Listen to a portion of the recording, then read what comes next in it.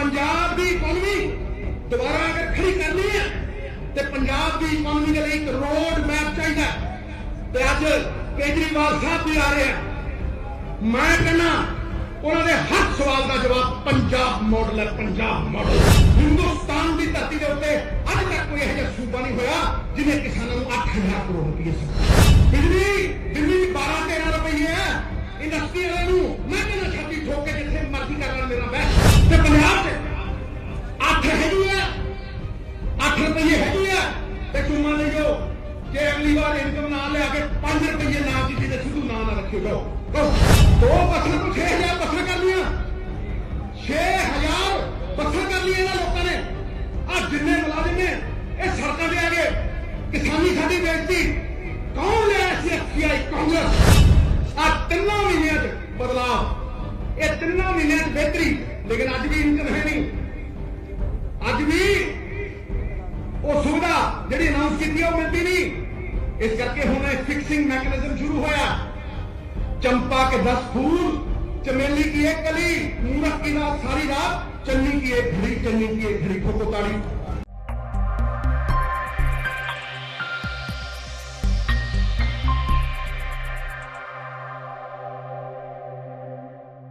सरदार मनमोहन सिंह ने इस इंडस्ट्री को कायम किया सी। कितना कायम किया सी? उन्हें बेस जिथे जड़ा सीगा वो रखिया। वो बेस की है भाई हौजरी इत्थे थी ते इत्थे ही हौजरी बनाई।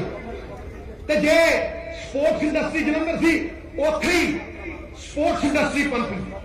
इस करके इसे तरीके क्लस्टर बना के इन्वेस्टमेंट लिया के शहर की चाहता बिजनेस चाहता शहर अमनमान चाहता शहर डरावे नहीं चाहता। तो जेडे पहला मुख्यमंत्री सी वो रबड़ के गुड्डे बन के नचे मोदी के हथां 'च नचे हैं ट्रस्टां करके नचे बाहां मरोड़ के नचाए। बोलो नचाए कि नहीं नचाए हैं? तो उन्होंने खातर ही अज उन्होंने खातर उन्होंने बदल के ही अस अज चन्नी लियाए ठोको ताली ठिका के।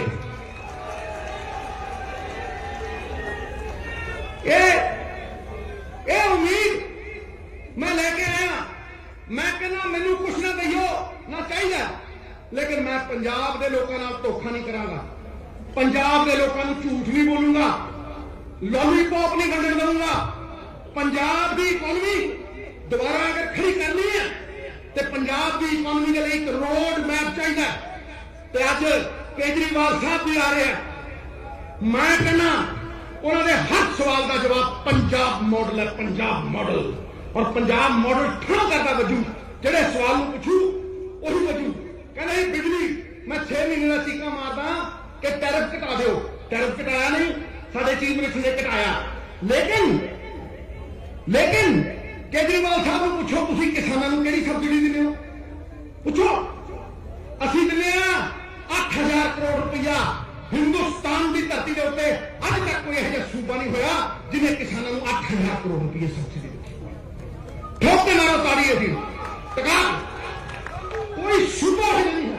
मैं तुहानूं कहना कि अज हिंदुस्तान की धरती के उत्ते कोई दूजा सूबा दिखा दो मैनूं दिखा दो जिहड़ा टोटल सबसिडियां 12,000 करोड़ दी दिंदा होवे। ਤੁਹਾਨੂੰ इंडस्ट्री वालों को भी क्यों बिजली दिंदे? बिजली दिल्ली 12-13 रुपये है। इंडस्ट्री वाले मैं कहना छाती ठोक के जिथे मर्जी करना मेरा बैठ तो पंजाब से 8 हैगी है 8 रुपये हैगी है।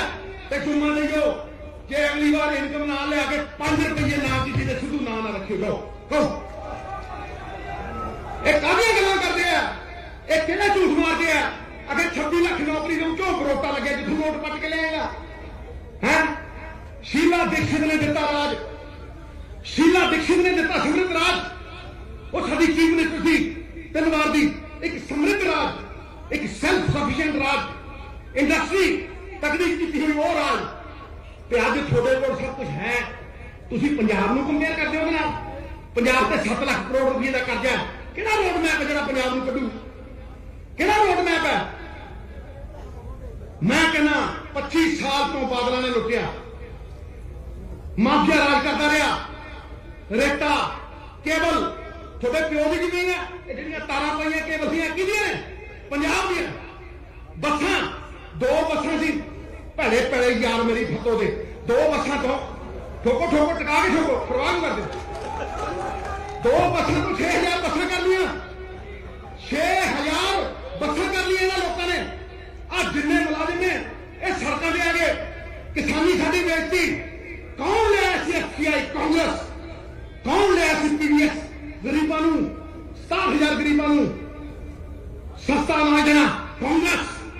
कौन लिया MSP कांग्रेस। कौन लिया फूड कारपोरेशन ऑफ इंडिया जिन्होंने खत्म कर रहे हैं और किसानों को हथ झूठे दे रहे हैं कांग्रेस दे। जे एक चीज लिया है दसो सब कुछ खोलिया। इस करके मैं तुहानूं कहना आज GST दे रिफंड ही दे अज भाई जी GST दे रिफंड ही दे तो व्यापारी बल्ले बल्ले करूंगा करूंगा कि नहीं करूंगा। ठोको टका के ठोको बैग दे रिफंड दे दो तो व्यापारी जय जयकार करूंगा। क्यों? सरकार की इनकम बढ़ानी पऊ, सरकार की इनकम बढ़ानी पऊ तो इनकम बढ़ू।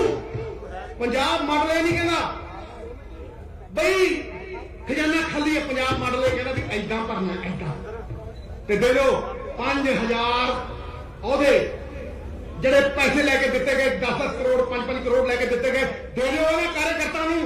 ਸਾਡੀ ਪੱਗ ਨੂੰ ਕਹਿ ਦਿਓ ਲੈ ਜੇ ਨਾ ਇਲੈਕਸ਼ਨ ਪਹਿਲਾਂ ਪਹੁੰਚੀ ਜਿਤਾਉਂ ਤੇ ਨਾਮ ਨਵਜੋਤ ਸਿੰਘ ਸਿੱਧੂ ਦਾ ਰੱਖੇ। ਤਿੰਨ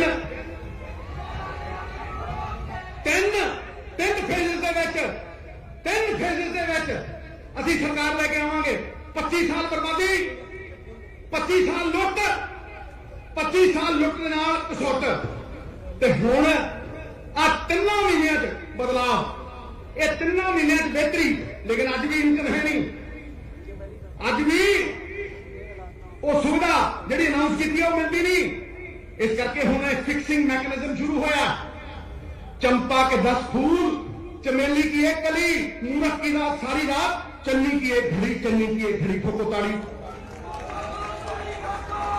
ये 3 महीने जो होया वो 4.5 साल होया। देखो नहीं होया ना। हुण जे कार्यकर्ता की बांह फड़ी, जे इनकम बढ़ाई ते अगला जिहड़ा इलेक्शन है वो ना नवजोत सिंह सिद्धू लई है ना इस लीडरशिप लई है। अगला जिहड़ा इलेक्शन है वो पंजाब ते पंजाब की आने वाली पीढ़ी के लिए इलेक्शन लड़ रही है। अगली पीढ़ी के लिए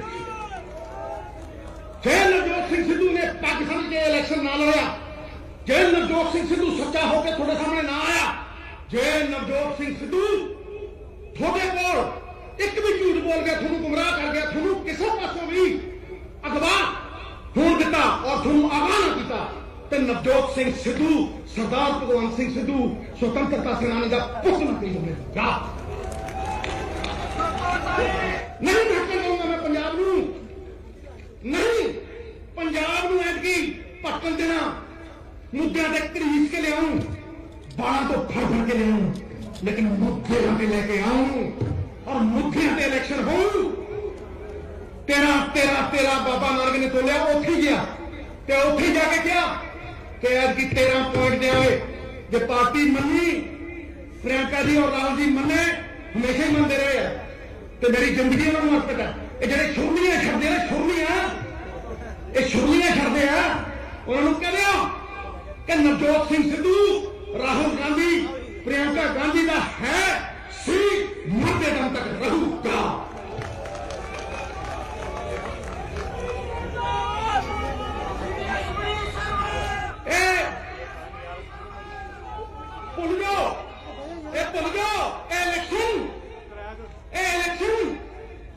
ईमान ते हराम दा इलेक्शन, जड़ा पंजाब नूं गिरवी रख के पैसा मिले, जड़ा पंजाब नूं पंजाब दीयां जमीनां गिरवी रख के, म्युनिसिपल कमेटियां गिरवी रख के, पंजाब दे एक बछुंडे नूं गिरवी रख के जड़ा पैसा आवे वो हराम है। जड़ा माइनिंग का पैसा आवे लोगों की जेबां जावे हराम है।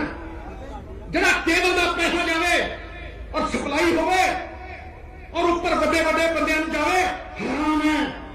तो जरा इनकम का पैसा आवे, रेते का पैसा डिगे ट्रेजर च, तो फिर केबल का पैसा डिगे पैसे 15 दिन सही कर दूंगा, ओ ईमान है। ईमान ईमान की सरकार ईमानदारी से बनू। ऐसी सरकार नैतिकता की ताकत से बनू, मॉरल अथॉरिटी से बनू। ऐसी सरकार वो बनू जी कार्यकर्ता रल के बनाओ और तय कर ले हाईकमान के एजेंडा दे के बनाओ तो फिर सारे पंजाब में।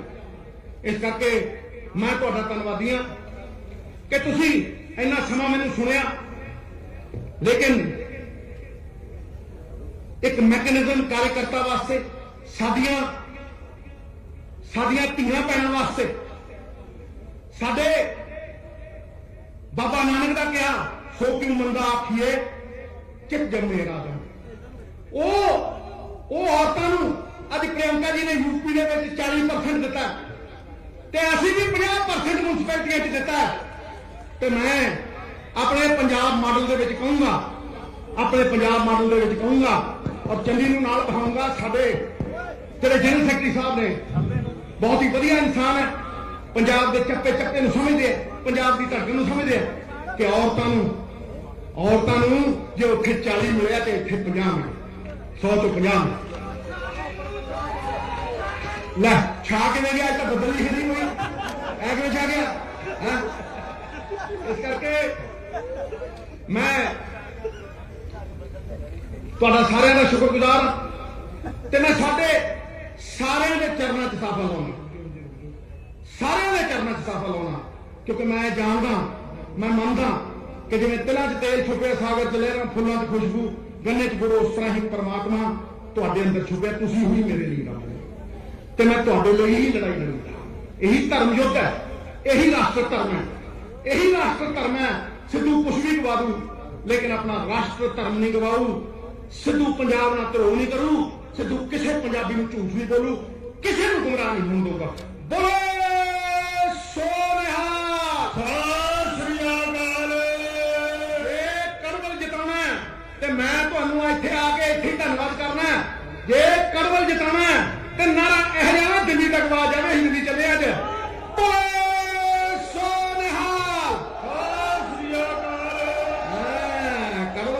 मैं भी जानता हूं, हम हूं ना बात खत्म।